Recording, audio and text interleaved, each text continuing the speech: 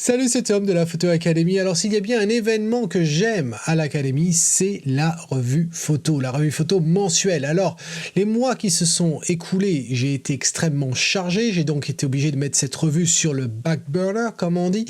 Eh bien il est temps de rattraper ce retard. On va faire ça en deux parties. Voici la première partie de la revue mensuelle.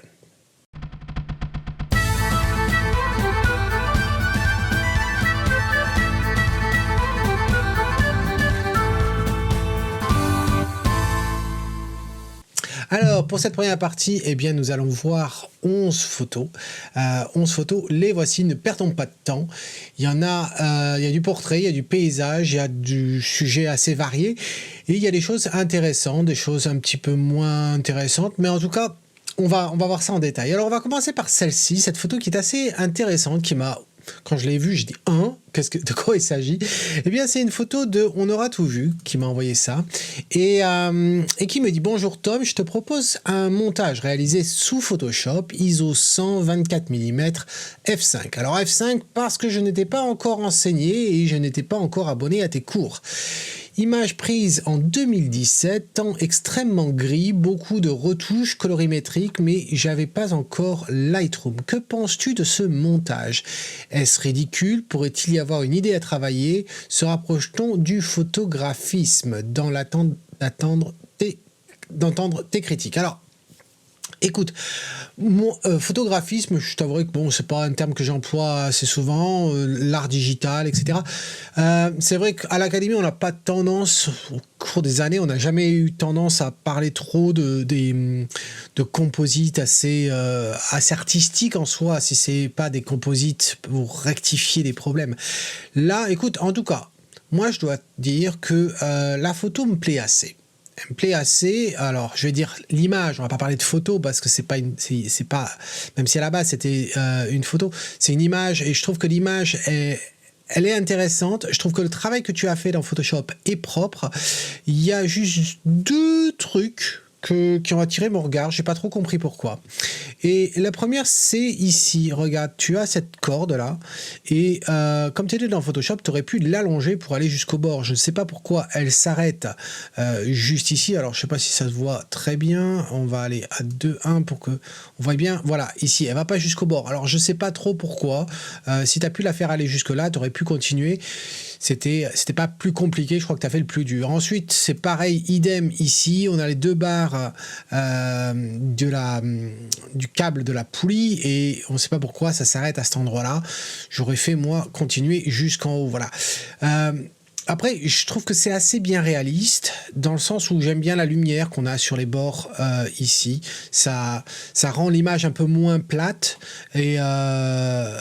alors c'est vrai qu'il y a certains tons qui pourraient, comme ici, là, pourquoi c'est aussi illuminé à cet endroit-là, alors que, alors je parle d'ici, alors que dessous là c'est plus foncé.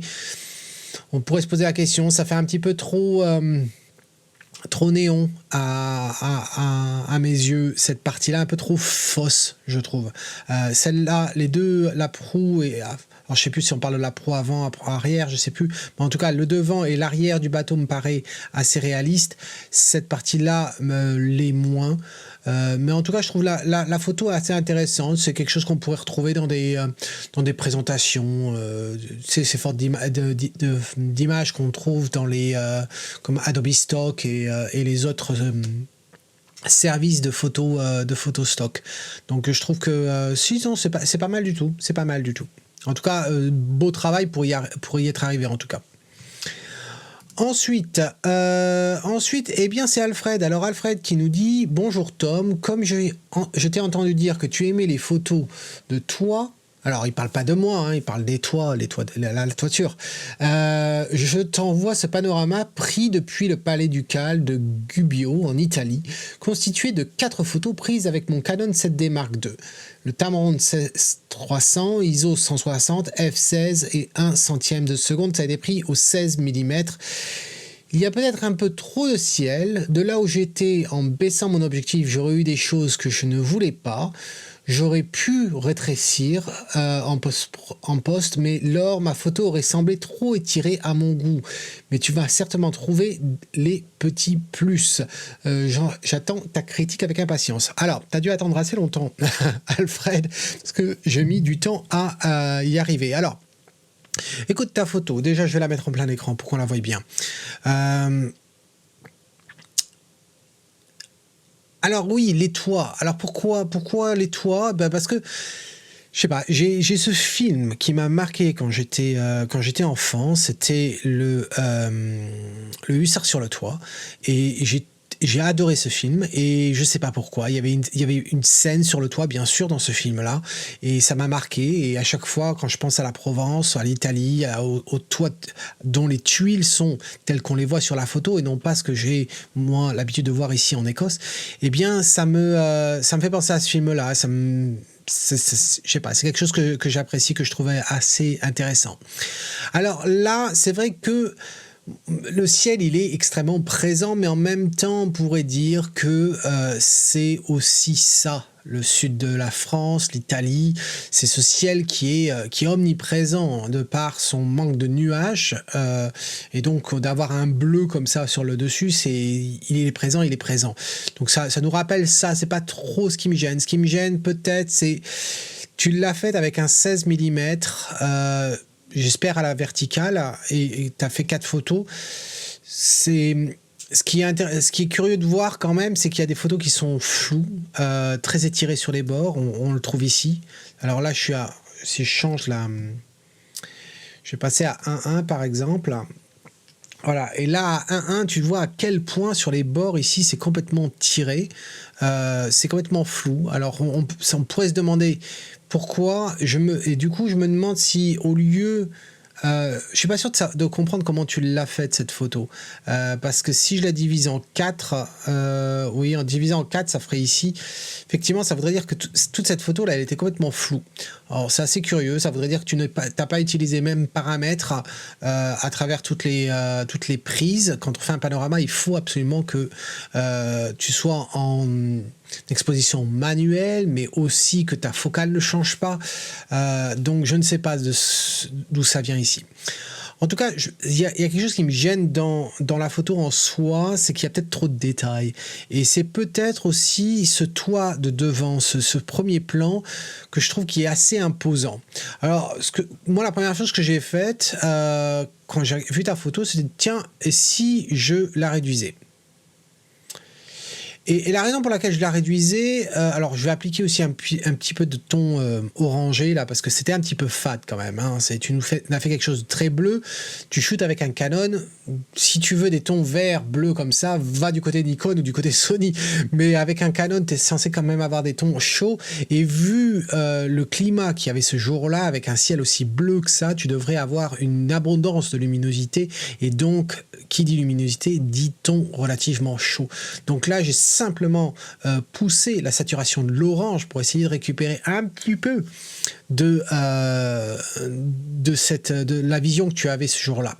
Ensuite, après l'exposition, j'ai remonté un petit peu l'exposition, voilà, pour rendre un peu plus lumineux, encore une fois. Et puis la teinte, j'avais vu un poil de teinte un peu rouge, plutôt s'éloigner un petit peu du vert, un poil. Maintenant qu'on a fait ça et qu'on regarde la photo, et je la mets en grand, je trouve que, bon, on a toujours ces problèmes de netteté, hein. Il n'y a pas assez de netteté à cet endroit-là, ici aussi, là aussi également. Mais si on fait abstraction de ça pendant une seconde, si on regarde uniquement la scène, là, bien sûr, j'ai coupé beaucoup du toit de devant. J'ai également coupé une partie à droite, hein, de la scène. Si on la regarde, ce que j'ai coupé, j'ai quand même coupé beaucoup. Mais en faisant ça, j'ai l'impression qu'on se concentre davantage sur quelque chose. Avant, tu avais pris la vue. Et c'est quelque chose que je dis régulièrement dans les stages. Et plus les années passent et plus je suis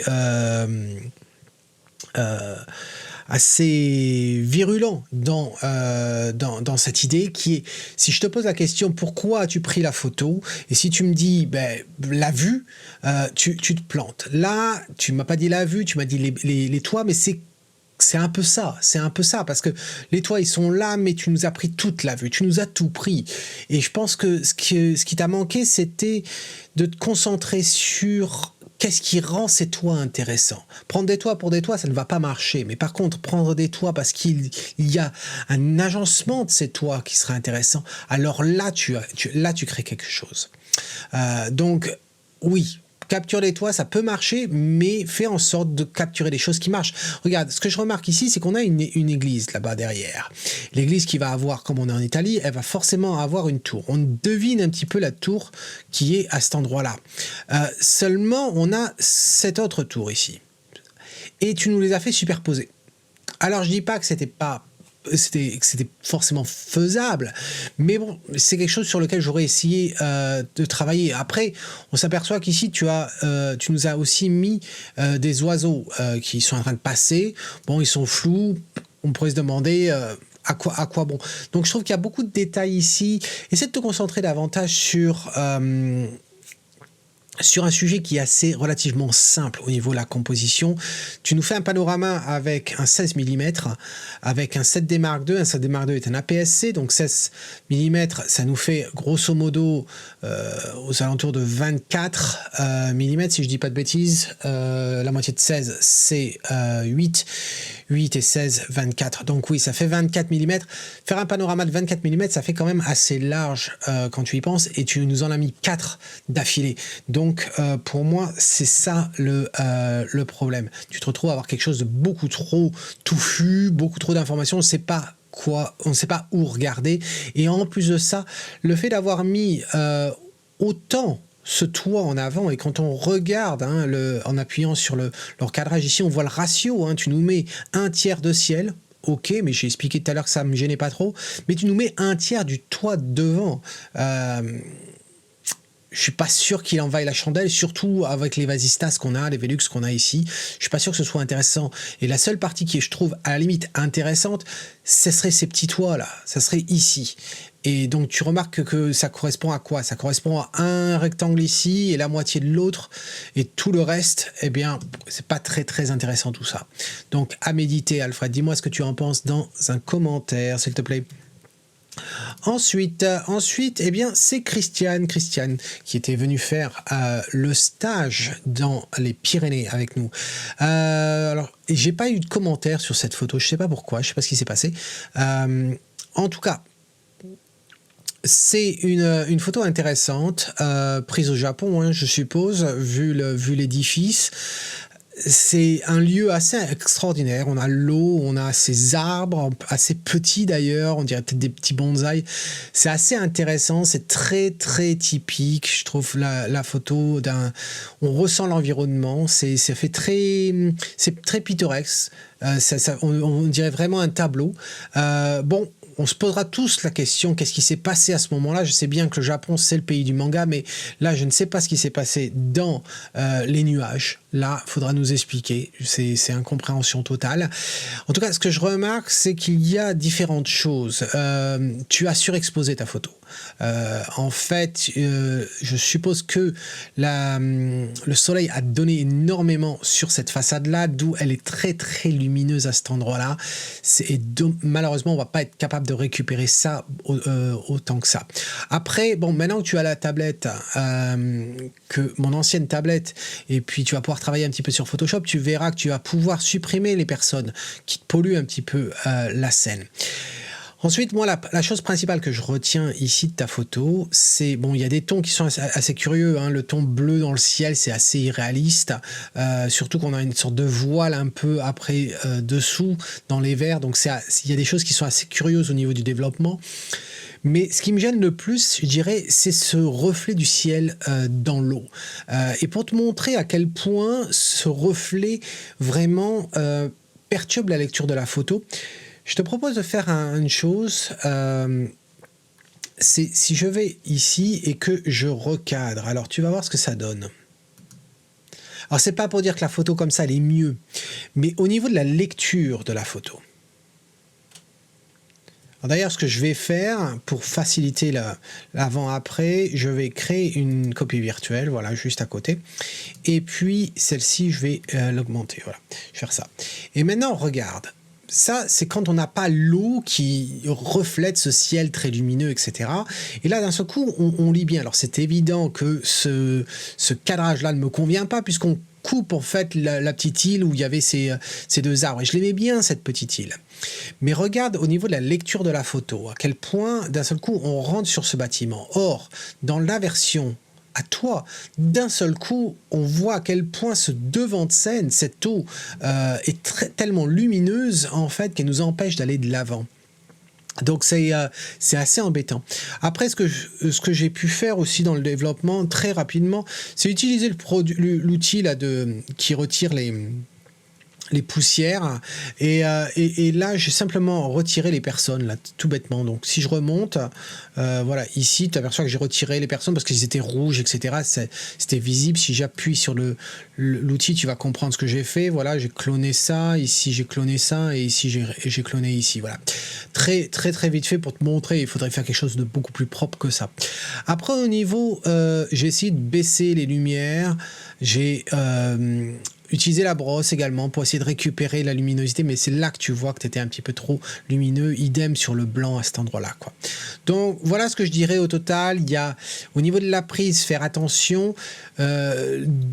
L'intérêt du filtre polarisant, ça serait de pouvoir éviter d'avoir ce reflet ici. Je sais bien qu'au départ, peut-être, tu trouvais ce reflet de cette maison intéressant, de l'édifice intéressant dedans, mais malheureusement, vu ta position par rapport à l'altitude et l'angle de ce bâtiment-là, tu as écopé du ciel, et malheureusement, ça nous donne un avant-plan assez lumineux. J'avais même essayé, avant de recadrer, j'avais même essayé d'assombrir, tu vois, comme ça, mais ça reste quand même toujours très présent.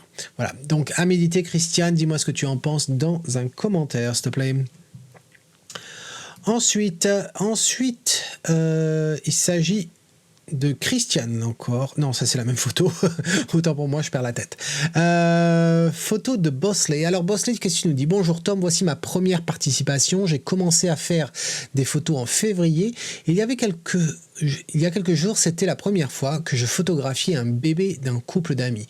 J'essaye tout un tas de situations. J'ai donc profité pour m'essayer au traitement de la peau, au split frequency, donc à la séparation des fréquences.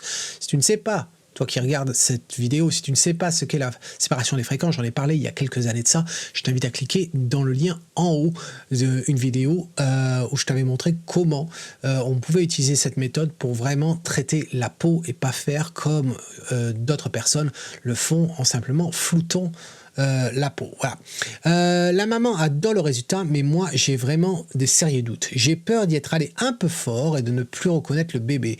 Autant pour la correction des défauts, griffures, boutons, je pense que je m'en sors, mais la teinte générale, le traitement de peau, je doute sérieusement. Le passe haut sur les yeux peut être trop marqué, accentue cette expression de voir un bébé qui n'existe pas. Qu'en penses-tu? Ai-je créé un monstre? Alors, écoute, Bosley, moi, quand j'ai regardé la photo, bon, il y a l'expression, l'expression du bébé qui est assez marrante, mais effectivement, il y a quelque chose dans le ton. Il y a quelque chose dans le ton. Alors, la première chose que je trouve il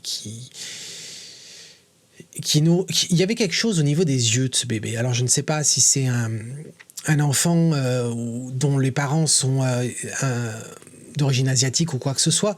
Il y avait quelque chose au niveau de ses yeux et j'arrivais pas à mettre le doigt dessus jusqu'à ce que je lise ton commentaire et tu me parles du passe-haut. Et là, effectivement, alors si vous ne savez pas ce que c'est que le passe-haut, en fait, c'est simplement un moyen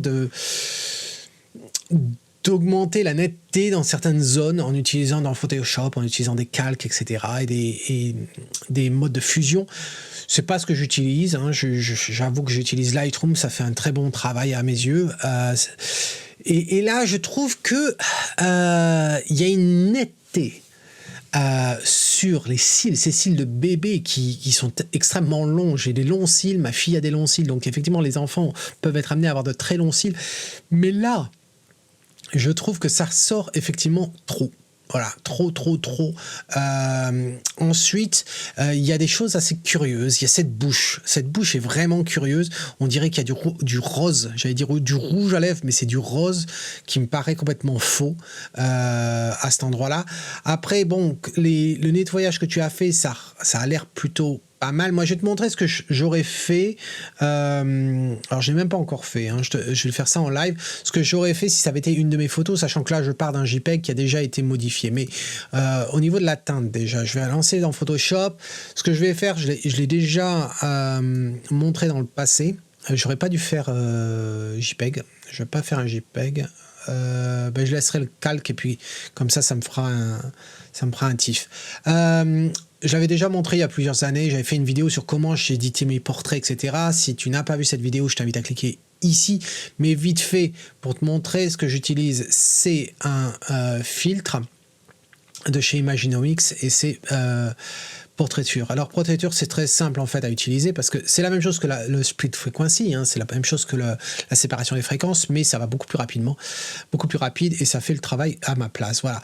Donc là, je vais choisir le teint de peau. Voilà, tout ce qui est sombre va être affecté, tout ce qui est blanc ne l'est pas. Je vais cliquer ici et là, de ce coup, boum. Alors c'est vrai que alors par contre, je vais pas faire ça. Je sais pas pourquoi il me l'a fait comme ceci. Je vais relancer ici Portraiture et je vais simplement créer. Alors c'est marrant parce que on est OK. Attends, je repasse dans Lightroom parce que je voulais un calque et il m'a pas fait le calque. Donc là, je vais faire éditer dans Photoshop. Il va me redemander. Je vais faire une nouvelle. Voilà, ça va me faire un fichier séparé. Et là, ce que je vais faire une copie. Hop, comme ceci. Et je vais lancer le filtre. Voilà, Imaginomix Portraiture. Voilà. Je reprends avec le petit pipette. Hop, je viens cliquer ici. Et ensuite, voilà, je pense que là, ça devrait le faire. Je clique OK. Alors maintenant que j'ai ça, voilà, j'ai mon calque. Généralement, mon calque, je ne le laisse jamais à 100%. J'ai tendance généralement à le mettre à 70 par là. Et puis, on s'aperçoit qu'il y a des zones qui n'ont pas été touchées, hein, de toute façon, par le calque. On voit que toute cette partie-là n'a pas été touchée. Il y a aussi cette partie ici qui n'a pas été touchée. Donc, ce que je fais, c'est je fais un Shift, Ctrl et Alt et E. Ça me crée en fait un nouveau calque qui va utiliser tous les calques qui sont dessous.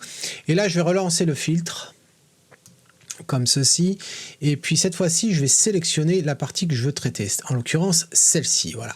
Donc je vais faire ça, là tu vois que ça m'a traité le dessus à gauche de la lèvre, hein. J'espère que c'est visible.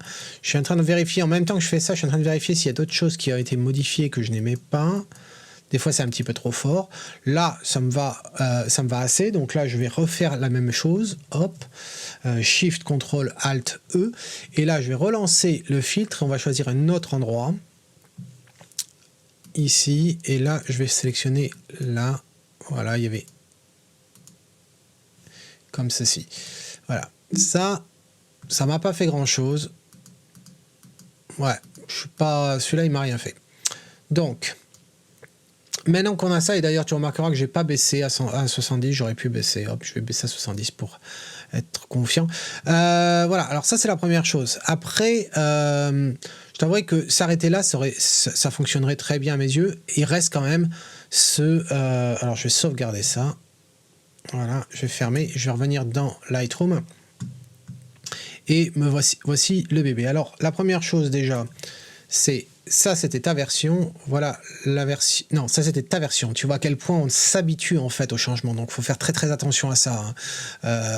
À force de travailler sur un portrait, on s'habitue vraiment au traitement. Et donc, après, on regarde l'original et on trouve que l'original a énormément de défauts, alors que c'était pas forcément le cas au départ. Mais là, tu vois à quel point il y a un énorme changement entre les deux. Donc voilà ce que j'aurais fait. Après, c'est vrai que ici, je parlais des lèvres. C'est vrai que les lèvres sont quand même très très rougeâtres. Ce que j'aurais tendance à faire, c'est utiliser la brosse à cet endroit-là. Et puis peut-être désaturer gentiment la chose. Comme ça, voilà, hop.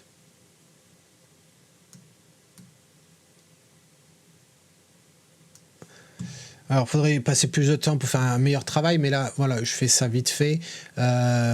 Et puis, alors, le problème, c'est que j'ai pas trop envie de le... C'est assez bizarre comme un... Ouais. Hop.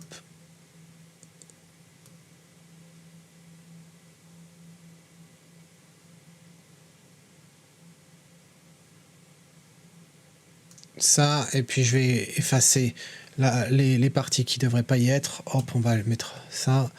Et puis, j'appuie sur le mauvais bouton. Hop. Hop.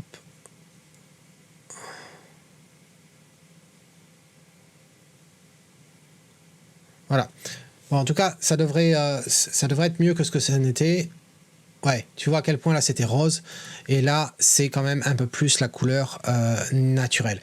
Donc si on met la photo retravaillée et ta photo de départ qui va s'afficher, tu vois à quel point là les lèvres étaient extrêmement rouges, mais bon, j'ai toujours pas réglé le problème des yeux, et là je peux pas le faire après coup, c'était extrêmement net. Voilà, donc sinon à part ça, écoute, il est plutôt pas mal ton portrait, surtout si c'est la première fois que tu fais ça. Attention un petit peu à ton cadrage, là tu nous laisses un peu sur le bord à droite quelque chose de très lumineux. Fais attention à ça. Au niveau du cadrage, sinon tu t'en es plutôt bien sorti. Tu pourrais même descendre un peu, mais à la limite, non, j'aime bien ce que tu as laissé au niveau du cadrage ici. Donc c'est quelque chose à faire dans Photoshop ici, où tu dupliques ce que tu as sur le bord pour éviter d'avoir cette partie lumineuse sur la droite. Voilà. Donc dis-moi dans un commentaire, Bosley, ce que tu penses de ça, si ça t'aide. Et puis en attendant la prochaine fois, mets-moi si ça t'aide. Et puis... Donc dis-moi, Bosley, ce que tu en penses de tout ça dans un commentaire. Ensuite, on passe à Guillaume et on va voir un paysage bien de chez moi, puisque c'est dans les collines des Pentlands. Alors, Guillaume, qu'est-ce que tu nous dis?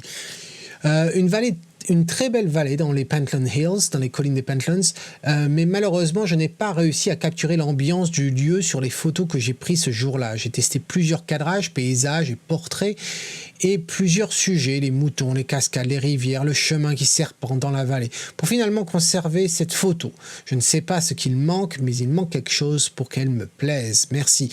Alors les infos, c'est Canon 77D, Sigma le 18 35 1.8, et au niveau des objectifs, eh bien 1/20 de seconde, f13, ISO 100 à 18 mm. Eh bien, Guillaume, je connais très très bien cet endroit.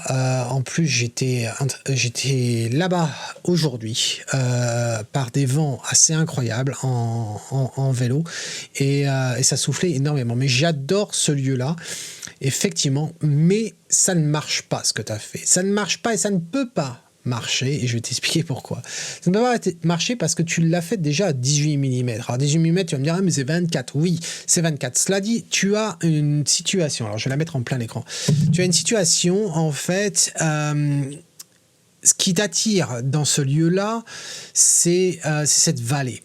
Et en fait, l'eau qui serpente, etc., tu te retrouves à être au niveau de cette eau, ou même du chemin d'ailleurs qui passe sur la gauche là. Et donc, tu n'es pas assez élevé. Si tu avais reculé, et tu sais, avant d'arriver à cet endroit-là, d'ailleurs, tu as un chemin qui monte sur la colline de droite. À ce moment-là, tu aurais pu plonger et voir cette scène, et ce serait mieux passé. Là, tu nous mets une rivière qui, normalement, le courant, en fait, va tout le long de la vallée.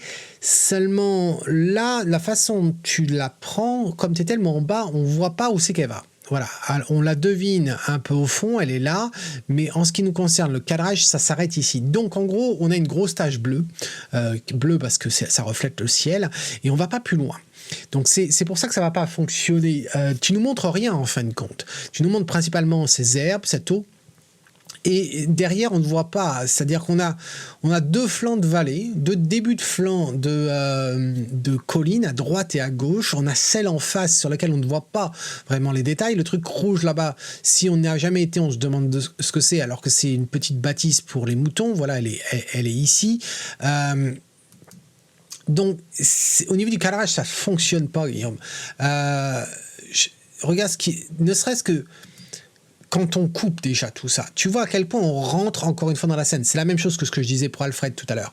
Vraiment, il faut que tu te concentres sur la raison du lieu. Si tu choisis cette scène, qu'est-ce qui t'attire dans cette scène? Alors, je sais bien que tu as pris cette photo avant le stage avec moi. Est-ce que depuis, tu y es retourné? Est-ce que tu as fait une autre tentative? Là, ouais, tu n'es pas rentré assez dans la scène et nous montrer vraiment les éléments qui faisaient de cette scène une scène intéressante. Voilà. Donc c'est pour ça que ça ne fonctionne pas. Tu aurais mieux fait, comme je te dis, de monter, d'être plus haut en altitude pour capturer ça. Et je vais te donner même une autre astuce. Un autre endroit qui est très sympa, c'est tu montes sur cette colline ici. À cet endroit-là, là où j'ai le curseur, tu peux être sur tout le flanc là, et tu peux regarder vers ici. Et là, je te garantis que ça fonctionne. C'est magnifique. Je le vois assez régulièrement parce que je monte tout là-haut avec le vélo, et c'est vraiment, ça vaut vraiment le coup. Donc, allez. Il n'y a plus qu'à. Ensuite, eh bien, c'est Eric. Alors, Eric, qu'est-ce que tu nous dis? Bonjour Tom, il a fait un temps pourri sur la Côte d'Azur pendant tout le mois de mai. C'était peut-être au mois de mai, en fait, qu'il fallait que j'aille dans le sud-est de la France, pas au mois de juillet. J'ai profité d'une brève éclaircie pour faire cette photo de la ville d'Antibes. La lumière m'a semblé intéressante car faisant ressortir la ville sur les montagnes noyées dans la brume en arrière-plan. Je ne suis pas satisfait du cadrage. Perché à l'extrémité d'un petit promontoire, je ne pouvais ni avancer ni reculer. En format natif, il y avait trop de ciel et d'eau, même en zoomant à 115 mm en APS-C. J'ai choisi de recadrer en panoramique 1/3 et de laisser un peu d'eau au pied des remparts. Ton avis, Tom, fallait-il faire cette photo? Alors, oui, je pense que de toute façon, il fallait la faire, cette photo. Si tu as il y a une luminosité assez intéressante, c'est vrai, quand on la regarde. Après, c'est vrai qu'au niveau du cadrage, il y a peut-être quelque chose. Mais la première chose que moi, j'ai vue, c'est quand même cette eau en avant, qui est beaucoup trop lumineuse à mon goût. Donc, la première chose que j'ai faite en regardant ça, c'est que je dis, bon, il faut absolument que j'assombrisse. Voilà. Alors, c'est peut-être pas grand-chose, hein. Mais rien que ça, déjà, ça me permet de voir un petit peu mieux la scène. Maintenant que j'ai fait ça, ce qui me gêne un peu, c'est sur la droite. Sur la droite, il y a quelque chose. En temps normal, je te dirais, effectivement, ça sert à rien de mettre beaucoup de ciel quand il nous apporte rien. Là, c'est vrai que j'ai l'impression que la tour va sortir de la photo. Cela dit, l'avantage de ça, c'est que tu donnes de l'importance à cet édifice en ayant baissé le ciel de cette façon. Donc, c'est une bonne chose.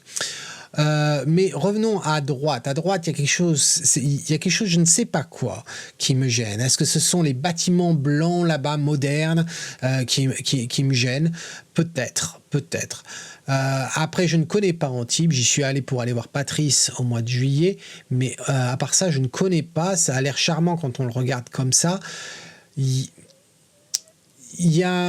ne sais pas ce qu'il y avait à gauche. Moi, ce que je trouve intéressant, c'est ces toits, cet assemblage de toits, de maisons, là, comme ça, qu'on retrouve dans le sud de la France, au sud-est, et puis dans l'Italie. Ces petites tours comme ça qui s'entrechevauchent. Ça me plaît assez, mais la partie à droite me plaît pas. Alors du coup, qu'est-ce que je peux te proposer? C'était de faire un recadrage en fin de compte. Et si je recadre, voici ce que je te propose. Alors, est-ce que c'est extraordinaire comme photo? Non, c'est pas extraordinaire. Ce serait une photo carte postale, on pourrait dire, du lieu, voilà, qu'on pourrait retrouver dans les bureaux de tabac. Rien d'exceptionnel à ce niveau-là. Mais bon, vu ce que l'avantage, c'est qu'en fait, on voit effectivement que derrière, on voit le contexte du lieu que je trouve assez intéressant. Après, est-ce que la photo en soi est très très intéressante? Je ne suis pas sûr.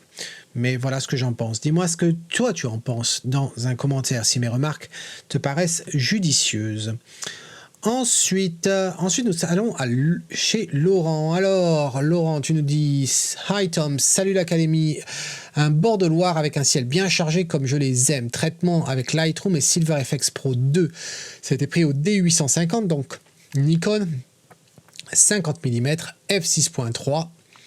et 30 secondes à 400 ISO. Merci pour ton commentaire. Eh bien, Laurent, tu n'avais même pas besoin de mettre ta signature sur la photo. Je savais que c'était de toi. Alors, pourquoi je savais que c'était de toi? C'est parce que j'ai vu plusieurs photos depuis un bout de temps que tu nous sors en noir et blanc. Et en noir et blanc, mais plus de noir que de blanc. Alors, ça a commencé avec le concours là, que j'ai vu au mois d'octobre. Il y avait une de tes photos. J'en ai pas parlé, j'ai vu beaucoup de commentaires sur l'Académie, c'est celle-ci. Et pour moi, ça rejoint la photo d'aujourd'hui. Alors, c'est pour ça que je fais une bifurcation, je reviens sur cette photo. C'est que tu l'as prise parce que tu aimais le ciel chargé, etc. Cela dit, ici, sur cette photo, je n'arrive pas à la lire. Je ne la lis pas. Je ne sais pas ce que c'est. Je ne vois rien. C'est extrêmement sombre. Il y a trop de détails surréalistes au niveau du ciel, au niveau du contraste que tu y as appliqué. Eh bien, c'est la même remarque que je te ferai, en fait, avec la photo d'aujourd'hui. Si je reviens ici. Alors, la première chose que je me dis en regardant ça, c'est que tu n'as pas calibré ton écran. Alors, on va me dire, ouais, me calibrer ton écran, il est en noir et blanc. Non, non, non, je parle pas de la couleur, je parle de la luminosité. Cette photo, quand je la regarde sur mon écran iMac, je m'aperçois qu'il est volontairement un peu plus éclairé que mon écran ISO. Eh bien, effectivement, je vois des détails dans les arbres, etc. Quand je la regarde, cette même photo, sur mon écran habituel, eh bien, c'est très, très sombre. D'ailleurs, il suffit de regarder l'histogramme en haut. L'histogramme est très, très sombre. Cette photo, à mes yeux, n'a pas de sens au niveau du développement en soi. Après, est-ce qu'il y a un sujet précis? Je ne suis pas sûr qu'il y ait un sujet précis. Tu nous as pris cette photo avec un ciel chargé, mais ça aurait été la même chose s'il y avait eu un coucher de soleil. C'est ce qui se passe dans le ciel qui t'a amené à prendre la photo. Et donc, ce qui fait que quand tu nous mets tout le reste sombre, noir, eh bien, c'est assez difficile à lire. Très, très difficile à lire. Alors, du coup, la première chose que j'ai voulu faire, c'était rebooster les ombres. Voilà. Alors, toi, quand tu vois cette vidéo sur ton ordinateur, ça va te paraître exagéré, mais c'est encore une fois parce que ton écran est beaucoup trop lumineux, beaucoup plus lumineux qu'il ne devrait l'être. Mais tu vois, même en bougeant les ombres, eh bien, regarde l'histogramme en haut, il colle encore ici. Là, bon, c'est les barres noires, mais tu t'aperçois que toute cette partie-là, ici, là, ça reste encore ce qu'on a dans le ciel, etc. Donc, j'ai bougé volontairement le noir, et mais même avec ça, ça reste extrêmement sombre, et c'est surtout le ciel qui est absolument irréel. Donc, si c'est un style que tu essaies de pousser, essaie au moins de trouver un sujet qui soit évident. Voilà, ce qui me gêne dans tout ça, c'est le manque de sujet. Et cette photo, je t'inviterais presque à imprime la photo et regarde ce que ça donne. Et je suis pas sûr que tu vas voir ce que tu crois voir. Voilà, une fois qu'elle sera imprimée. Mais en tout cas pour moi ça ne fonctionne pas réellement parce qu'il y a trop c'est trop sombre sans sujet évident, voilà, et un peu trop irréel à mon goût, quoi. Voilà, mon cher Laurent, dis-moi ce que tu en penses dans un commentaire. Ensuite, une autre photo assez bizarre d'ailleurs, c'est une photo de Jean-Luc. Jean-Luc, tu nous dis « Bonjour Tom, je t'envoie cette photo qui a été prise au cours d'un air show, donc un festival aérien. Je trouve que l'histoire de l'aviation est assez parlante. Et toi ?» Alors moi je suis parlant, mais ta photo ne l'est pas forcément. Tu as fait ça ISO 110. J'étais obligé de le lire en haut parce que je trouvais ça un peu bizarre, 110. 32 mm, f11, 1/50e de seconde. Alors, quand je la regarde, ta photo, je suis pas sûr d'avoir compris ce que tu voulais dire par l'histoire de l'aviation est très parlante. Je la comprends pas. Moi, ce que je remarque ici, et c'est le problème dans les salons auto, dans les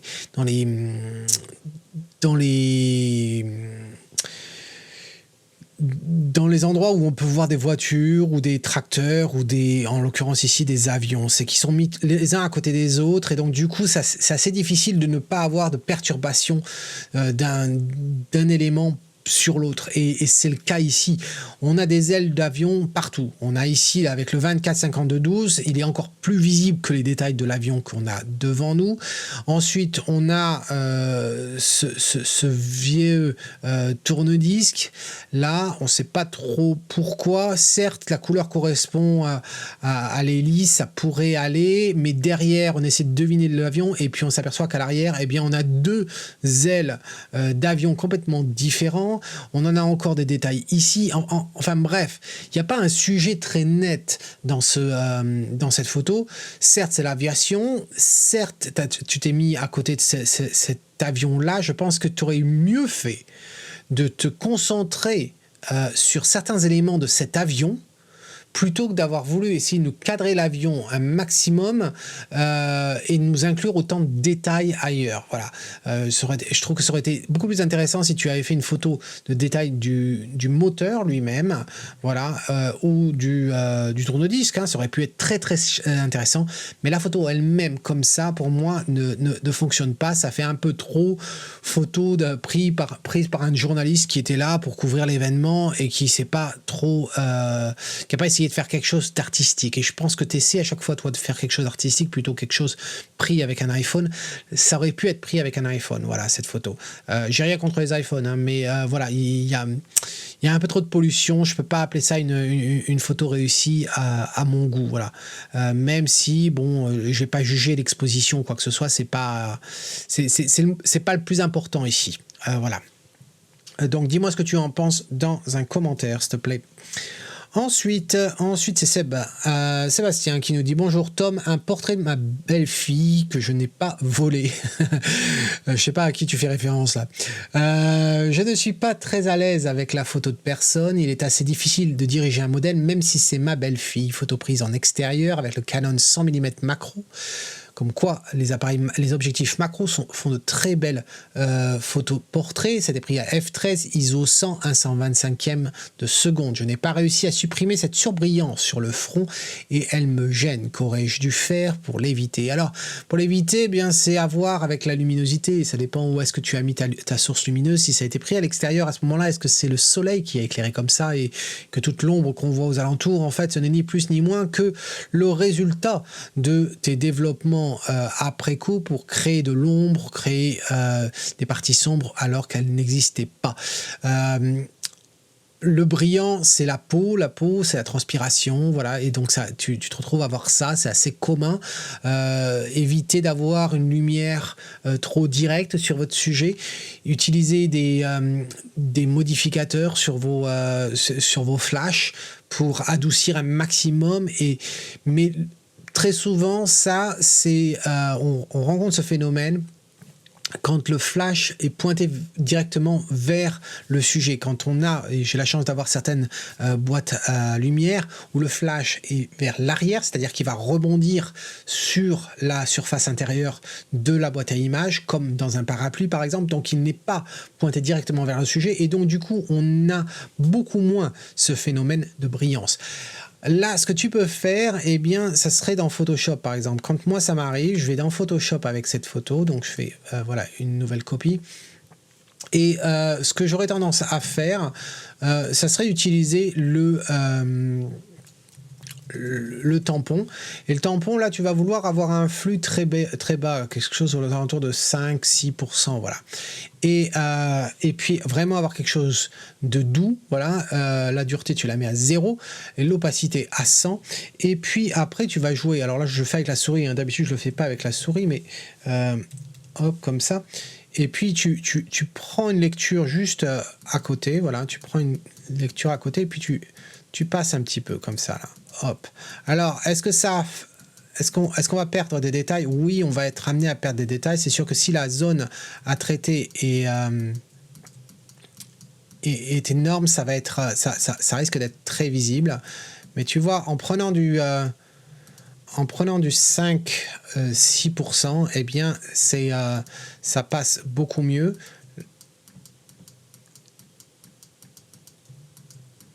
Alors, je vais pas le faire entièrement, voilà, juste pour te montrer la différence. Je vais sauvegarder ça.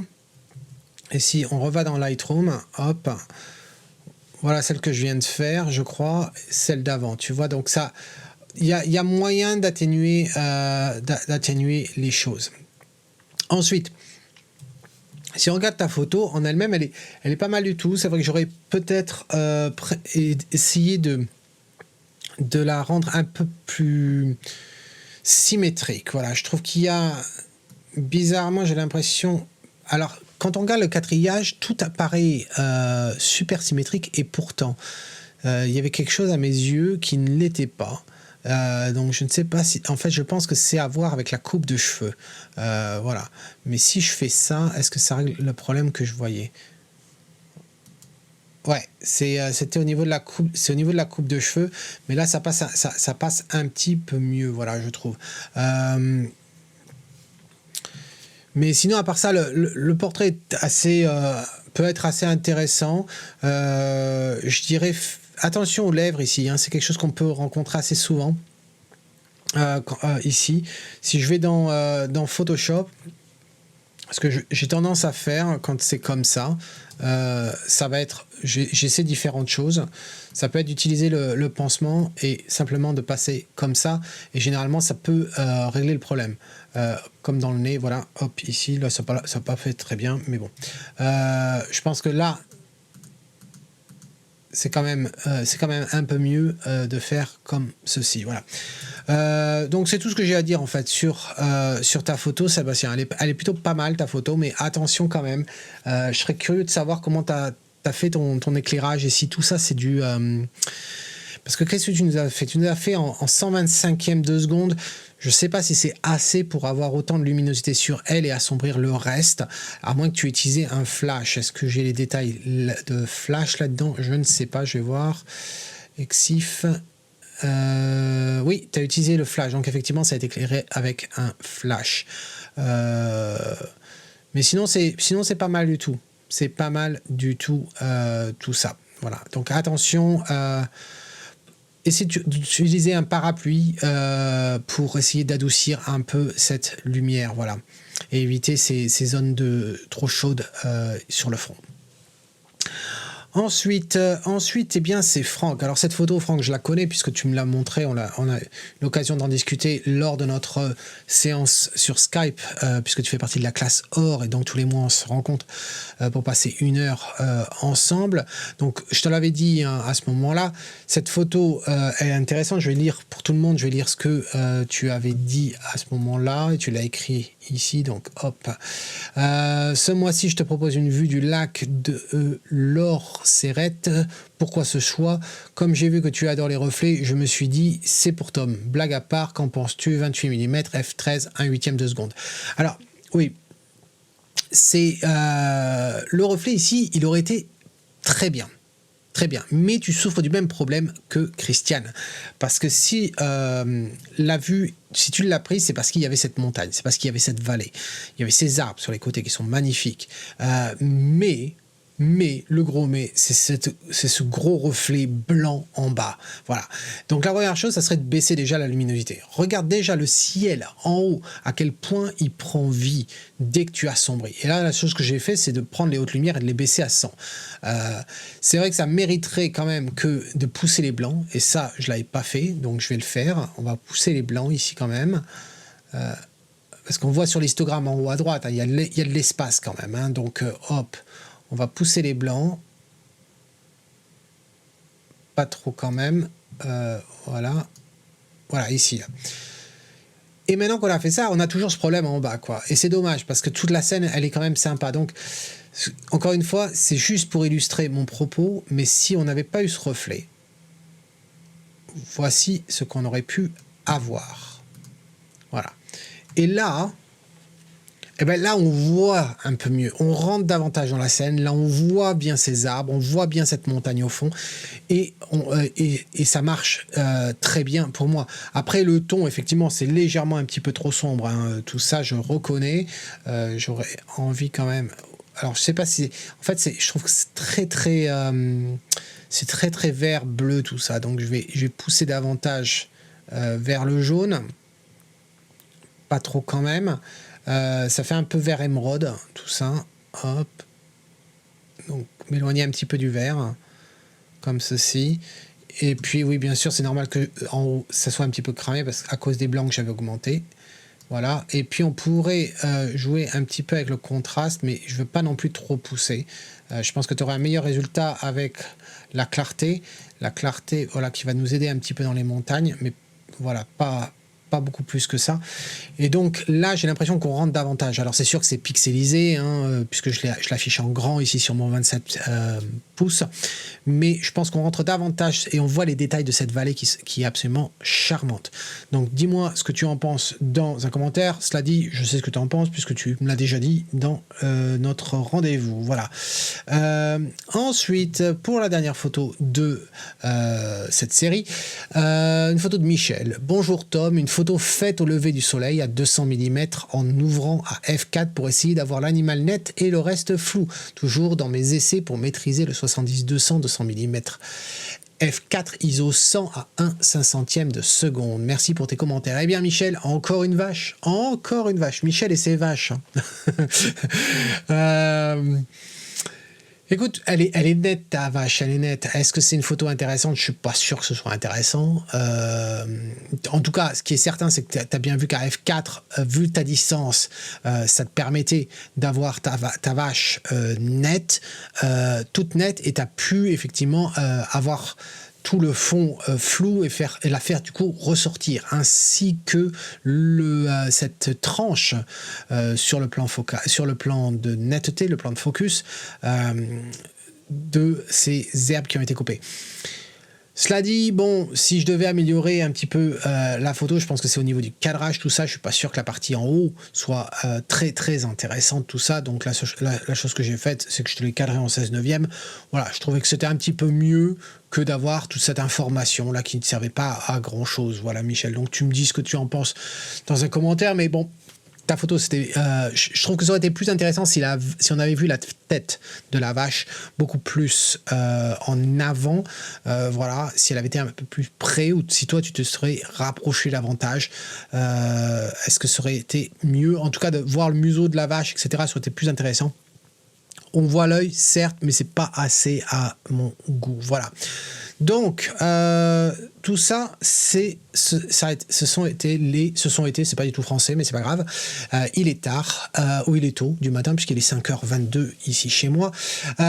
Donc voilà les photos qui ont été envoyées. Dans la deuxième partie, on en traitera 12. J'ai hâte de te montrer ça. Ça va sortir ni plus ni moins que demain. Voilà, et en attendant, eh bien, dis-moi ce que tu penses de ça dans un commentaire. N'oublie pas de mettre un pouce si tu as aimé l'exercice. N'oubliez pas, je sais que j'ai été en retard sur les revues jusqu'à présent. Là, ça regroupait les photos de mai, juin, juillet, août, septembre et octobre. Donc, il y a la deuxième partie, il va y avoir des photos d'octobre également. Donc, ça recommençait. Donc, n'oublie pas, on est au mois de novembre. Poste ta photo pour la revue. Tu as jusqu'au dernier jour de novembre, jusqu'au 30 novembre, pour poster ta photo. Et le 10 décembre, eh bien, je ferai la revue. Voilà, donc on est reparti sur des bonnes bases. En attendant, c'est Tom qui te dit, si tu aimes ce que tu vois, capture-le. Cheers.